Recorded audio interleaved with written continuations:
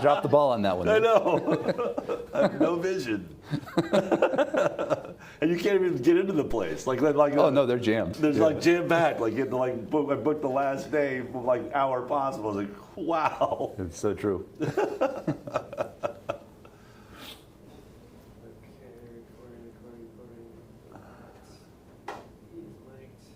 I just hear you say a few words, maybe the alphabet? A, B, C, D, E, F, G, H, I, J, K, L, M, N, O, P. Test, test. 1, 2, 1, 2. Test, test, test. All right. I think we're good. All right. Okay. All right.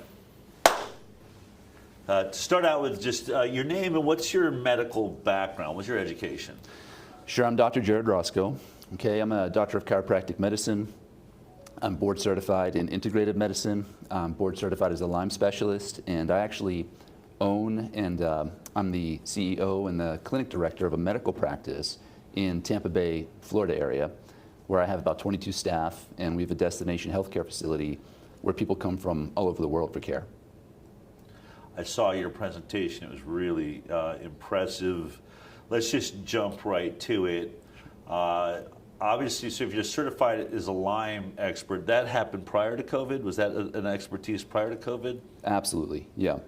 That was really interesting, Dal. I got into that because I started seeing, when you start testing for this stuff and you start looking behind the curtain, what's really going on with these chronic, degenerative illness cases, it's really eye-opening. Especially when you get into this whole world of Lyme disease, which is its own rabbit hole. There's over 300 species of bacteria now that cause Lyme. And really? I didn't know that. Oh, yeah. 300 species. 100%. All yeah. spirochetes? Or? All spirochetes, yeah. Variations of Borrelia, right? Subfamilies, subspecies of the Borrelia bacteria. And yeah, bottom line is, we didn't have these infections till 1978. Right? That's what we call Lyme disease, because the first cases were in Lyme, Connecticut. Right. And they didn't know what they were dealing with. They didn't know what to call it because they'd never seen it before. So that's its own rabbit hole, Lyme disease. And there's some books on that that'll really blow your mind. But yeah. People are suffering from it. It's its own little pandemic that we were able to identify in a lot of cases. It cracks a lot of cases when nothing else works for them. It's interesting because when I was working on the doctor's television show, so that would have been, I guess, 11, 12 years ago now, I remember wanting to do a story on Lyme, and the lead medical board behind that show said there's not even an agreement that Lyme exists. We can't do this show. So as of 12 years ago, I can officially say from my own perspective, yeah. Lyme technically didn't exist. Are we now living, have we reached the point, is medicine now fully recognize Lyme as an illness? Yeah, that's really an interesting point. I think yes. I think what they don't recognize is the idea of chronic Lyme. Okay. And that's really what the problem is. If you get a tick bite or a mosquito bite, however it is that you get exposed to it, you take the antibiotic, and usually you're okay. I mean, if you catch it in the first 10 days, 12 days. Even mosquitoes can deliver it. Yeah, that's a fact. Yeah, that absolutely. sucks. The other one, Dal, I mean, we could do. That really sucks. Oh, it does. I mean, because I think I've been doing pretty good at avoiding ticks, but I have to say mosquitoes are getting me once in a while. Oh, for sure. I mean, especially in Florida, the actual literature on it's like 1 out of every 20 to 1 out of every 30 mosquitoes carries Borrelia, right, or some subspecies of Borrelia. And as I said, when you actually know how to test for this stuff and you actually start looking, you'll surprise yourself at the amount of people you'll find that are sick with this. Wow. And so is your impression that in many ways is a lab? I mean, even Marty Makary said, as head of FDA, this is a bioweapon that escaped or was released. Well, I think that that's where the evidence points. I mean, there's books you can read on this. There's a great book called Bitten, and it's all about the man that discovered this bacteria back in 1978, Dr. Willy Bergdorfer. And so the bacteria is named after him, Borrelia burgdorferi. And his job, you can't write this stuff, honestly, but his job was he worked for the United States military, putting bacteria inside ticks, which they would drop over the invading armies or enemy armies as a form of warfare. That was his job for the United States government, and none of this is confidential. So you look at this and you just kind of put two and two together. Why Lyme, Connecticut, right? Because right off the coast of Lyme, Connecticut, you've got Plum Island, and you've got Lab 256. There's a book called Lab 256. That's another great one. But yeah, I mean, just the fact is that we didn't have this disease till 1978. And I think that tells you everything you need to know about it. So let's jump to COVID. Do you see COVID in a similar light? I mean, if we're going to be honest here, Yeah. this isn't new, right? I mean, the biological warfare is not new. They've been at this since the 50s, I think, and they've gotten smarter. Borrelia is a bacteria, right? Lyme, spirochetes, these are bacteria, which are living organisms, right? Something that's going to be a little more resilient, a little more resistant than that is a virus. Viruses are not living. This is actually a common misconception. Viruses are not considered, they don't meet the criteria for life, so they're more durable, right? They're not going to break down as easily. They can live on surfaces, these types of things. You take it one step further and you get into toxins, which are even, require less effort to make somebody sick. You get into the actual injections now, and you're talking about putting genetic material in somebody where they produce their own toxin. And this is a step further. So, I mean, if you really want me to shoot from the hip and be honest with you here, this is something they've been at for many decades. And I think they finally perfected it and refined it to the point where, they don't need to expose you to Borrelia with a mosquito bite or a tick bite. They don't need someone to cough on you with, if we're going to say COVID virus, whatever that mechanism is for the wild type transmission. Nowadays, if you get these injections, you make your own poison. That's what it looks like to me too. I keep saying vaccines is the best delivery system to control a population in whatever you want to do. You want to have fertility issues, you want to kill them, you want to make, you are now accurate. Because my issue, really the things that, is the tactic, right? I mean, even ticks, all that, they've made a mistake because now whoever's in charge, they can catch it too. Sure. Right? I mean, who wants to put them, if I'm trying to control population, I want to be able to avoid it. Right. Which is sort of when I look at chemtrails, people are freaking out about that. It's like, doesn't make a lot, I'm still working on it, but it doesn't make a lot of sense. You're just going to poison yourself. Yep. Not as accurate as I know you're getting a different shot than I am, or I'm not even getting shots, or I'm taking a saline shot, but now I can accurately control my own contact with whatever I'm delivering, whereas everything else gets out of control. I think Lyme's out of control. Yeah, it is, for sure. And I think I can't be that anyone wanted that. If you're the elitist, you don't want your kids catching these things. So vaccines are a delivery system. And I just did an interview where the guy says Bill Gates had this figured out. He discovered it the moment he had viruses in the computer system. Wait a minute. If you get panicked about a virus, I can make you download whatever you want. Smart, yeah. And now all of a sudden, whether that's the cure or furthering the problem, and that's what COVID looks like to me. Yeah. And when I see a hantavirus, I see them searching for, they can make us personalize fear of 3 people out of 7 billion die. If they can do enough media, they might convince us to inject ourselves again with a hantavirus vaccine, right? So all you need is whatever it takes to create a fear, and then you have a toxin delivery system. There you go. Yeah. Okay, so now you're treating it. Right. How hard is this to treat? Are we talking about Lyme or? No, COVID. Or like even worse, spikeopathy, is that what we're calling it? Yeah, you can, I like to say, it's a high burden of spike protein in the body, right? Whether we're dealing with, the wild type exposure, whether we say that's a COVID virus, right? We don't quite know is the truth. If we're really going to be honest. Tell me about that, because you said that yesterday, and I will say, up until about 3 weeks ago, I hear people questioning if viruses exist at all. You've got the whole terrain theory. I'll probably do another interview another time on that topic. But really, I only was introduced recently to some people are now saying that COVID was a bacteria envelope with spike inside of it. And now you're saying we're not sure whether it's a virus. So tell me what your perspective is on this.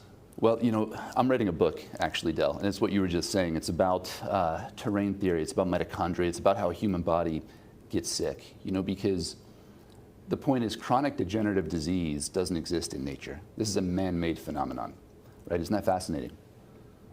And, as this pertains to COVID, as this pertains to spike protein, what I would really say is where's the proof? How are you going to show me it's a virus, right? This isn't something that we've actually identified. Whereas... Stop there. When I see, when I see Omicron and then there's like all these numbers and these are all the different versions of it, what the hell are those numbers if that's not identified? It's a great question, isn't it? It's hard for me to answer, but we don't actually know. If you actually dig into this and you look for it, it's not actually documented that we have a virus on file that we can call the SARS-CoV-2. What we know, I mean, speaking about what we can prove, that's really irrefutable. Yeah, there's a theory that you have something called a bacteriophage. You have viruses that can infect bacteria. I think my value in this, Del, is that I get to see patients every day of my career. Yeah. I'm right on the front line seeing these cases. This isn't something 5 years ago. This is something I touch every day of my life, okay, with patients. What I will tell you, and this is my opinion now, just from doing this every day of my career, I think it's the wrong question to ask. I think the right question to ask is, how do we get spike protein out of people? Because the thing we know... the wrong question is what, whether this is a virus or not? Because it's irrelevant. It's irrelevant. It's irrelevant. This is, in my opinion, it's irrelevant. Kind of where I'm at, too, on this, like with people that train theories, like, go ahead and chase that. It just doesn't... I might be a part of a computer program. Like, I was just thinking about this the other day. Like, how deep do you want to go with my question? Sure. My question is just whether it's a virus. My question is this all real? Are we even here right now? Yeah, we're even here right now. Yeah. So, that's your muse. Go with it. Right. I'm not sure it's the biggest problem we have. No, it's certainly not. But what I would say on that exact note, what is the biggest problem? Yeah. I would say this to you, and we touched base on this just the other day. I think we got interrupted, but I'm not overselling it to say the plight of mankind nowadays is this idea of spike protein. That we know is factual, that we know is true. Whether it's transmitted by a virus or not, I don't really care. What I do know is I test everybody that walks through my door. I don't care if it's a cancer diagnosis. We touch base on this, you and I, but that's the symptom, right? The diagnosis, if you will, is still it's a symptom. It's a different manifestation of the same core problem, which nowadays we can identify in the vast majority of cases as being, as you said, a spikeopathy. And you're saying whether it's cancer, autoimmune, everyone's coming through your door, and what percentage of these ailments are you finding spike involved? I would say this, that again, I would say is not the right question. The right question is, they all have it. The question is, how bad is it affecting them? It's affecting you, Del, it's affecting me. God, it's our children, it's my daughter. This is something that's touching all of us. And I don't mean to be over dramatic, but literally, this is what I do for a living every day of my career. I sit with these patients that have tried traditional chemo. They've been to Germany, they've been to Arizona, they've been to Mexico, they've tried everything. They've got Lyme disease so bad they're wheelchair bound. It's progressed to where now they have Parkinson's or MS or something like this. I see the worst of the worst. Okay, I'm not on the lighter end of the spectrum where we're doing nutrition therapy. I'm on the far end of the spectrum where they're told to go home and that's it for them. And their choice is that or it's come see us. So, granted, I do see those ultra complex cases, but they're all struggling with this.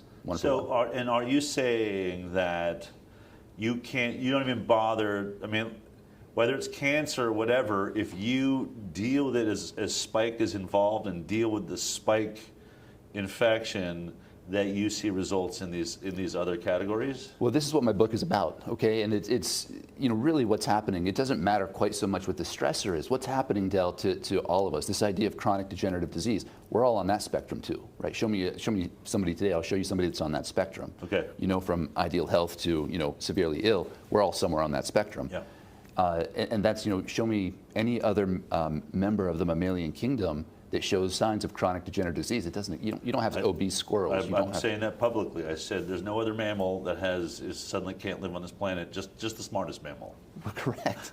And that's exactly what it doesn't take a genius to see what I'm telling you is true. You don't need a PhD to go out there and observe what I'm telling you. I would say don't think, just look. Go for a walk. Observe. Look at mankind. Look at your fellow man. They're struggling. They're sick. Something's deeply wrong. And that's what this book is about, is how really what these people are suffering from. And yes, a huge spike protein burden is almost always present nowadays. And it does have its own mechanisms. We know spike protein destroys the mitochondria. We know spike protein inflames the heart. We know spike protein makes your blood clot. It absolutely, I said this yesterday in my presentation. I think I listed 6 or 7 mechanisms for how it drives cancer. But ultimately, this is honestly how we get people well, that have been everywhere else, that have no other hope. It's our paradigm, it's the way that we understand the human body, if you will. That really what's happening, Del, what's really happened to us nowadays is, I'm going to quote Jeff Goldblum from Jurassic Park, 1990, right? He talks about the rape of the natural world. We've done that. We don't have, clean air, clean water, clean food, and life is no longer sustainable, really, is to be very frank with you. It's not really compatible with human health, our environment, our lifestyle nowadays. What that actually does to us, Del, is it triggers something in us called the cell danger response. I don't know if you've heard of this, but this is really what we're all suffering from. It's in response to chronic systemic inflammation, our body deliberately downregulates our mitochondria. Once that's happened and we get our mitochondria turned off or detuned, which short-term can be a good thing, in a proper response, but when we're exposed to 5G, we're exposed to the chemicals, the genetically modified foods, these injections, right? The spike protein, Lyme disease, fill in the blank.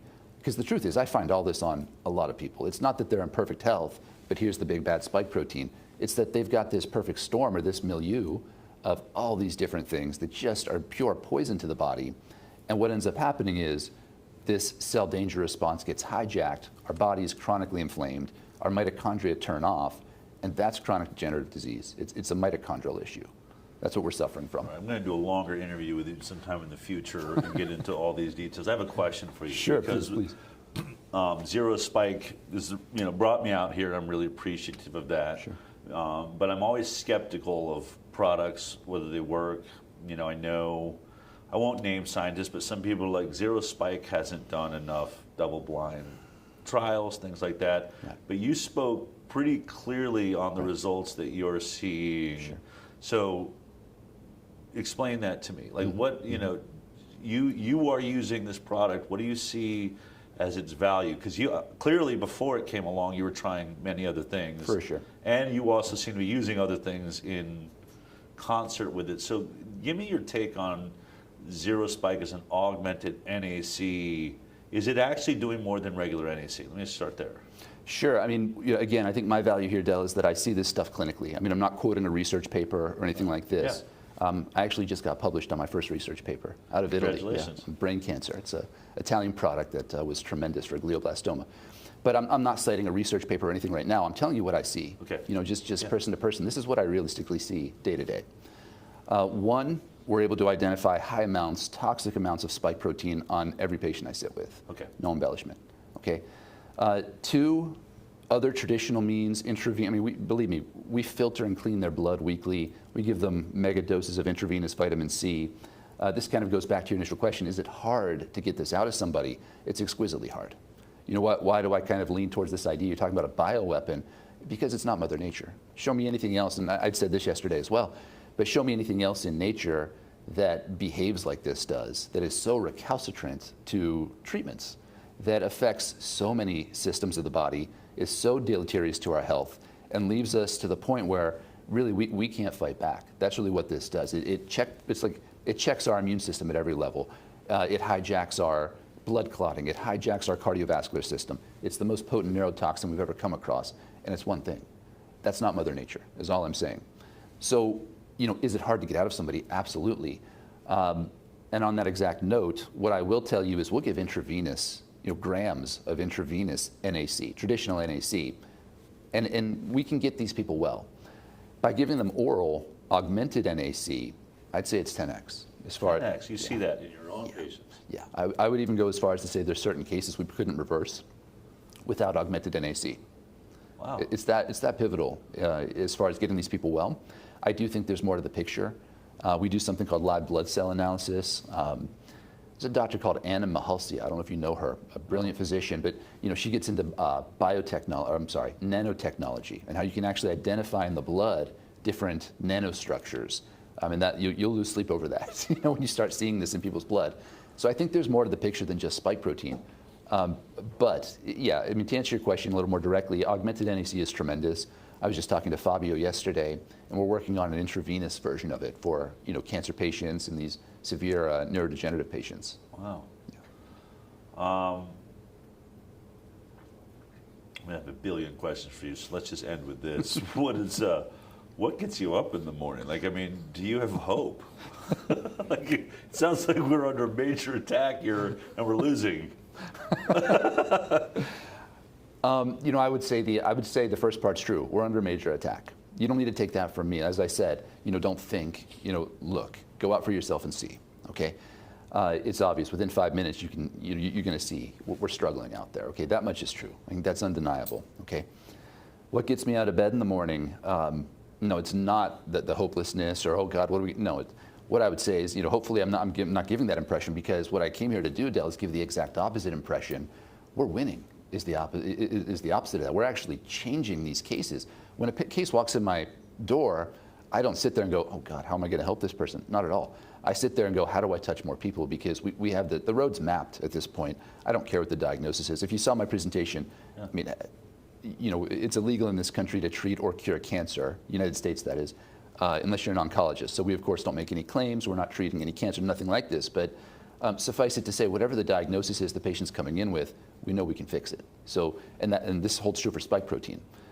So if anything, what gets me up, I have a great team. We have 22 staff currently. It's the fact that we're all motivated, by this idea that we know mankind needs us. We know we can bring aid to people that really need it. If I have to say anything, it's the fact that I want to expand my reach. If we're not doing anything right, if there's one thing we're not doing right, we're not getting to enough people. And that's why I'm here in Tokyo. That's why I'm speaking. I mean, my life is no less busy than the next guy, right? I miss my daughter right now. It's not that I'm free right now on vacation. No, I'm not. I have a million things I need to do. I'm here because the word has to get out, though. We can fix this stuff. There's answers for this. Of that, I'm certain. The only variable is, can we get it out fast enough to enough people? I'm going to let you get back to doing that. Thanks, man. Thank you. It was a pleasure. Yeah.